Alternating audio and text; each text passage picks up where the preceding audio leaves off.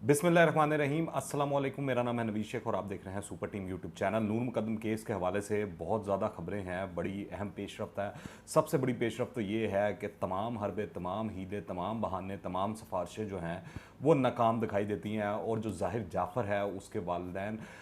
ज़ाकिर जाफ़र और अस्मत आदम जी जो हैं, इन दोनों की जो ज़मानतें हैं वो अदालत ने रद्दी की टोकरी में उठाकर फेंक दी हैं और बिल्कुल खारिज कर दी हैं और इनको फ़ारग कर दिया है। अच्छा, अब जो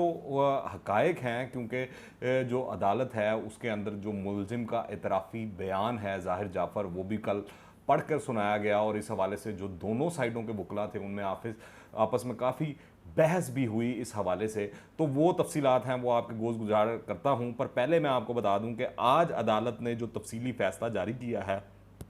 इस केस का, जो कि कल महफूज कर लिया था, उसमें फाजिल जज साहब ने क्या कहा है। ज़मानत की इन दरखास्तों को खारिज करने की वजूहात का जिक्र करते हुए जो एडिशनल सेशन जज हैं मोहम्मद सुहेल, उन्होंने तफसीली फ़ैसले में कहा है कि ज़ाहिर जाफ़र ने नूर मुकद्दम का कत्ल किया और इस कत्ल की तफ्तीश के दौरान मज़ीद किरदार सामने आए। फैसले में लिखा गया कि मुलजिम ज़ाकिर जाफ़र, जो कि मुलजिम ज़ाहिर जाफ़र के वालिद हैं, उन्होंने उसकी मदद की, जानबूझकर हक़ाइक़ को छुपाया और पुलिस को वाक़े की बर वक्त इतला ना दी, जो कि नतीजतन जो मरकज़ी मुजरिम है ज़ाहिर जाफ़र,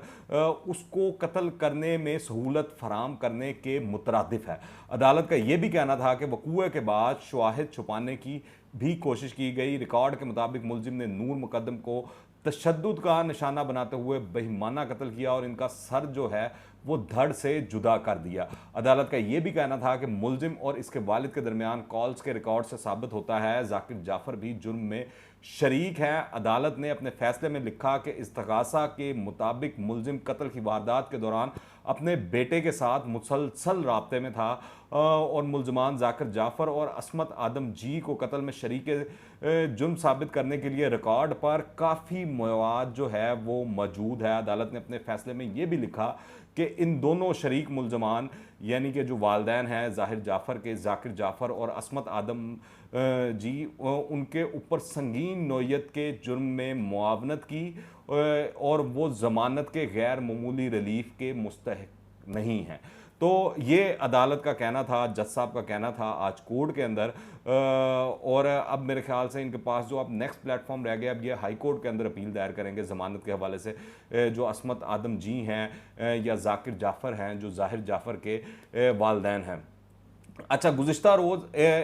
इस हवाले से जो समाअत हुई वो 2.5 घंटे पर मुहित थी। ज़ाकिर जाफ़र के जो वालिद हैं, ज़ाहिर जाफ़र के जो वालिद हैं ज़ाकिर जाफ़र और वालदा जो हैं अस्मत आदम जी ने ये जो दरख्वास्त दायर की थी ज़मानत की, उसके अंदर इन्होंने अपना मौक़िफ़ अपनाया था कि वो अपने बेटे के साथ नहीं हैं और इन्हें नहीं मालूम था कि घर में कोई ऐसा काम हो रहा है। अदालत को उन्होंने ये भी बताया कि ये नशई था, इसको हमने अमेरिका भी भेजा, बरतानिया भी भेजा, ये नहीं सुधरा, यहाँ आया, इसके वही हरकतें जारी रखी, हमने इसका जेब खर्च भी बंद किया हुआ था। फिर अदालत के अंदर ये भी मालूम हुआ कि जो पिस्टल बरामद हुआ है वो जो ज़ाहिर जाफ़र के वालिद हैं और ज़ाकिर जाफ़र के नाम पर था। तो इस हवाले से भी इन्वेस्टिगेशन की जा रही है, चीज़ें देखी जा रही हैं। इसके अलावा जो सबसे अहम चीज़ थी वो ये थी कि ज़ाहिर जाफ़र का जो इकबाली बयान पुलिस के सामने पेश किया गया था 161 का, जिसको बयान आप बोलते हैं, जिसका मैं गुज़िश्ता वीलॉग में बता भी चुका हूँ, आपको जिक्र भी कर चुका हूँ। अब ये मंजर आम पर आया और पूरा जो है पढ़कर सुनाया गया और इसके अंदर जो पुलिस की को ये जो बयान दिया ज़ाहिर जाफ़र ने, इसने ये माना कि 18 जुलाई को इसने नूर को बुलाया और 20 जुलाई को इसके साथ तक रही, 20 जुलाई तक उसके साथ रही और नूर ने दरअसल इसके साथ शादी करने से इनकार किया और ये नूर ने इसको धमकी भी दी। धमकी ये दी कि ये अगर इसको इसी तरह तंग करेगा या प्रेशराइज करने की कोशिश करेगा तो पुलिस को ये अप्रोच करेगी और इसके खिलाफ कार्रवाई करवा सकती है। इस दौरान जो है ये जो ज़ाहिर जाफ़र है इसने नूर मुकद्दम पर हमला किया और इसका गला काट दिया। इफ्तिखार और जमील इनमें से एक चौकीदार है और एक खानसामा है। इनका करैक्टर भी बड़ा ही घिनौना है इस हवाले से। जाहिर ने इन दोनों को दरअसल हुक्म दे रखा था कि कोई घर के अंदर ना आए, और जब ये नूर मुकद्दम ऊपर से छलांग लगाकर बालकोनी से नीचे आती है, और अगर आप वो उसका घर देखें तो चंद कदम का फासला है ये गार्ड रूम तक का। तो ये जब गार्ड रूम तक आती है तो जाहिर ऊपर बालकोनी में से खड़ा होकर कहता है कि ये छोटा दरवाज़ा ना खोलना, इसको बाहर ना जाने देना, इसको बंद कर दो। और उसके बाद ही वो जो चौकीदार है इसकी वालदा को, वालिद को फ़ोन करता है और तमाम सूरत हाल से आगाह करता है। और इसके बाद जो है जो जाहिर है इस इकबाली जुर्म के अंदर जो है, जो इसमें उसने इकरार किया है,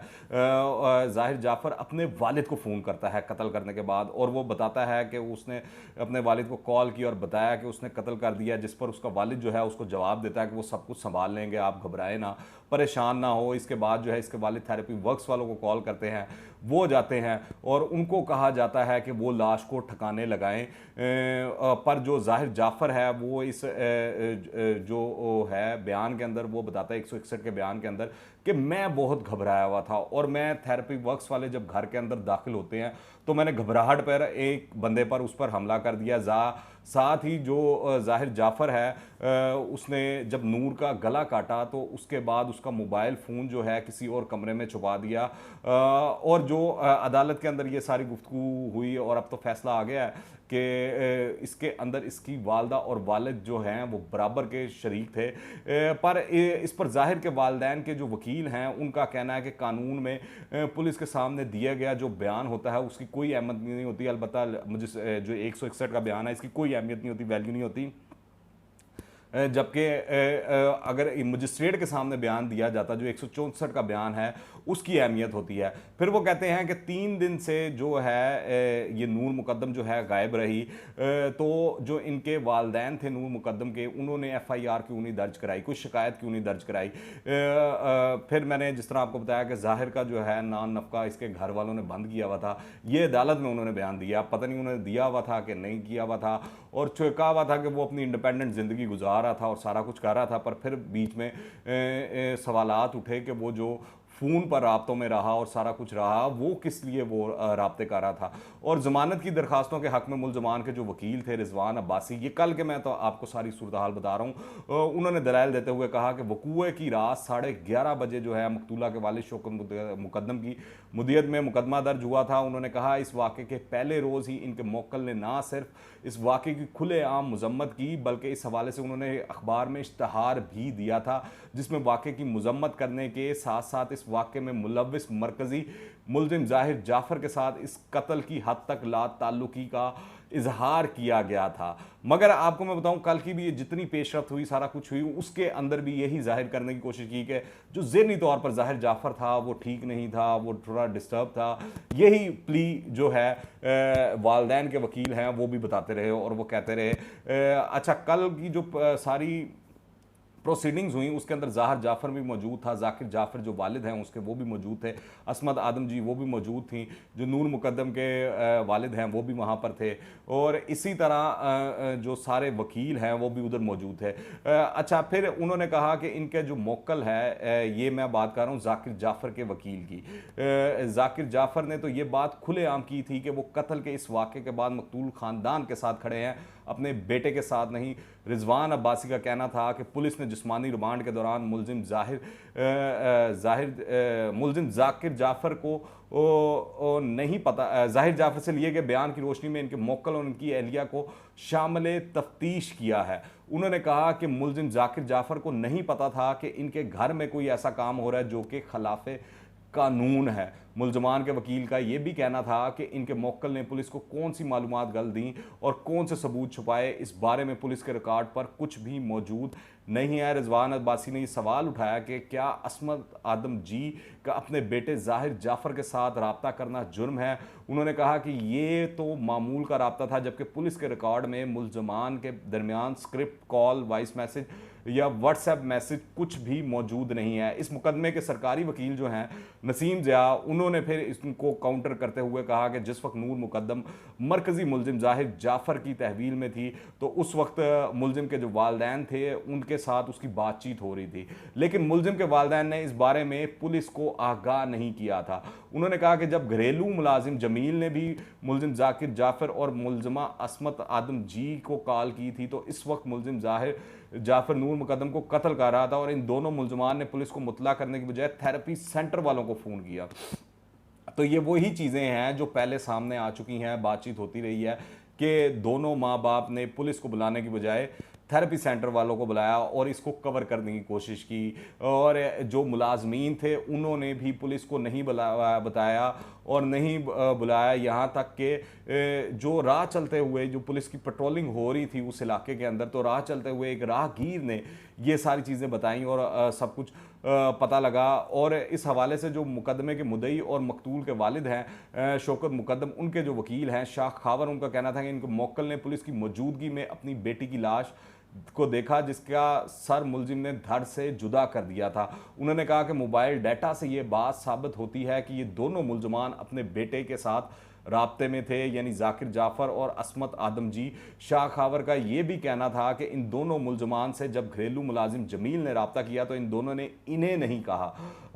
ये नहीं कहा कि वो जाकर जो पुलिस स्टेशन है उसको इतला दे दें, हालांकि जो मुतलका पुलिस स्टेशन है वो सिर्फ आधा किलोमीटर के कम फासले पर वाक़या है। मुद्दई के जो वकील थे उनका कहना था कि बादी नज़र में मुलजमान जाकिर जाफ़र और असमत आदम जी का ये इकदाम इस बात को साबित करता है कि ये दोनों मुलजमान कत्ल की इस वारदात में बराबर के शरीक हैं। उन्होंने अदालत से दरख्वास्त की थी कि इन दोनों मुलजमान की ज़मानतों की दरख्वास्तों को मुस्तरद कर दिया जाए, जो कि आज जो तफसीली फ़ैसला आया उसमें जो है मुस्तरद कर दी गई हैं और इनको फारग कर दिया गया है। इस मुकदमे में अब तक जो है 5 मुलजमान को गिरफ्तार कर लिया गया है और ज़ाहिर जाफ़र जो है मरकज़ी मुलजिम है, 2 उसके मुलाजिम हैं, एक उसकी वालदा हैं और एक उसके वालिद जाकिर जाफ़र हैं, और ये पांचों इस वक्त जो है अडयाला जेल में मौजूद हैं रावलपिंडी की।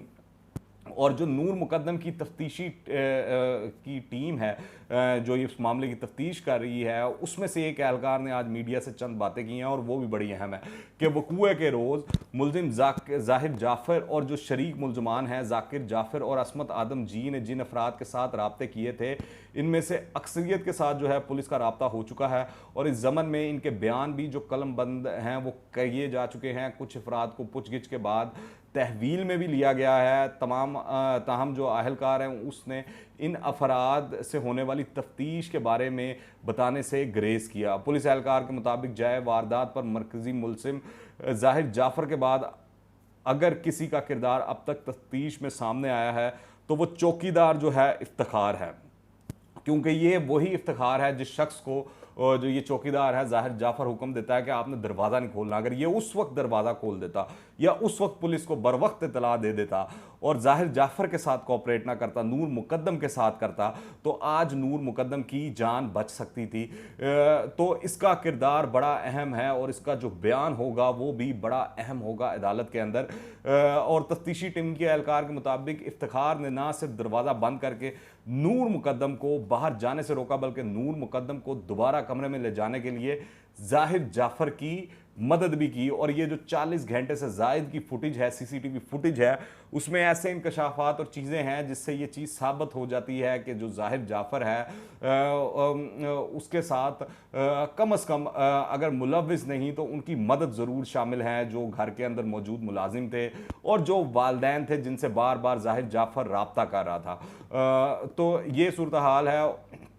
और जो एहलकार के बकौल जो है ये जो तफ्तीश कर रहा है वो पुलिस अभी तक उस शख्स को ढूंढने में नाकाम रही है जो राहगीर था, जिसने बताया था कि ये जो पुलिस इलाके में पेट्रोलिंग कर रही थी और उसने बताया था कि फ़लाँ घर के अंदर फ़लाँ जगह पर शोर शराबा हो रहा है, हंगामा हो रहा है, और उसने इस घर की निशानदेही की थी। तो पुलिस पहुंची थी, यानी कि किसी ने पुलिस को बाज़ाब्ता तौर पर घर में से, चाहे वो मुलाजमीन हो या थेरेपी वर्क्स वाले हों या वालदैन हो, किसी ने आगाह नहीं किया था। अगर वो आगाह कर देते तो नूर मुकद्दम की जान बच सकती थी। और आज इसी बेसिस पर जो वालदैन हैं ज़ाहिर जाफ़र के, जाकिर जाफ़र और असमत आदम जी, दोनों की जो दरख्वास्त ज़मानत है वो फारग कर दी गई है, कैंसिल कर दी गई है, और अब उनके पास जो ऑप्शन रह गया वो शायद हाई कोर्ट के अंदर जाएंगे और 16 तारीख को दोबारा ज़ाहिर जाफ़र को अदालत लेकर आना है और ये केस बाकायदा तौर पर आगे चलेगा। देखते हैं इस हवाले से जो भी अपडेट्स होंगी, चीज़ें होंगी, जो भी मामलात होंगे आपको आगाह करते रहेंगे। और एक इस हवाले से एक इम्पोर्टेंट खबर थी, बड़ी अहम चीज़ थी, वो ये थी कि 2 रोज़ पहले रात को आज टीवी पर एक खबर चली जिसके अंदर बताया गया कि जो ज़ाहिर जाफ़र है उसको सर में दर्द है और उसको लेकर गया पिम्स हॉस्पिटल ले जाया गया। अब पता नहीं ये क्या, कितनी उसकी सवेर तबीयत ख़राब थी, क्या मामला था कि पुलिस मजबूर होगी उसको पिम्स हॉस्पिटल ले जाने पर। हालांकि जो जेल है वहाँ पर डॉक्टर मौजूद होते हैं और वो चीज़ें वगैरह देख सकते हैं। आप सर दर्द के ऊपर अगर उसको वहाँ लेकर जाया गया है तो अब पता नहीं ये पैसे की चमक है या ताकत की धमक है, क्या चीज़ है, ये तो आने वाले दिनों में पता लगेगा। मगर अब तक के लिए इतना है कि जितनी भी उनकी बहाने थे, वो जो जितने भी वो ड्रामेबाजियाँ थीं और जितनी भी सिफारिशें थीं और धौंस थी और दबका था, वो सारा कुछ आज पानी की तरह बह गया। कोई चीज़ किसी के काम नहीं आई और ज़ाहिर जाफ़र के जो वालदैन हैं, ज़ाकिर जाफ़र और असमत आदम जी, उनकी ज़मानत जो है की दरख्वास्त जो है वो अदालत ने उठाकर रद्दी की टोकरी में फेंक दी है। इस हवाले से जो भी मज़ीद खबरें होंगी, चीज़ें होंगी, मैं आपको आगाह करता रहूँगा। अगर आपने अभी तक इस चैनल को सब्सक्राइब नहीं किया तो इस चैनल को सब्सक्राइब करें, बेल आइकन को प्रेस करें ताकि ताज़ा तीन अपडेट्स और नई वीडियोज़ आपको बर वक्त मिलती रहे। अगर वीडियो पसंद आए तो लाइक करें, ज़्यादा से ज़्यादा शेयर कीजिएगा। दुआ में याद रखें। टिल द नेक्स्ट टाइम, अल्लाह हाफ़िज़।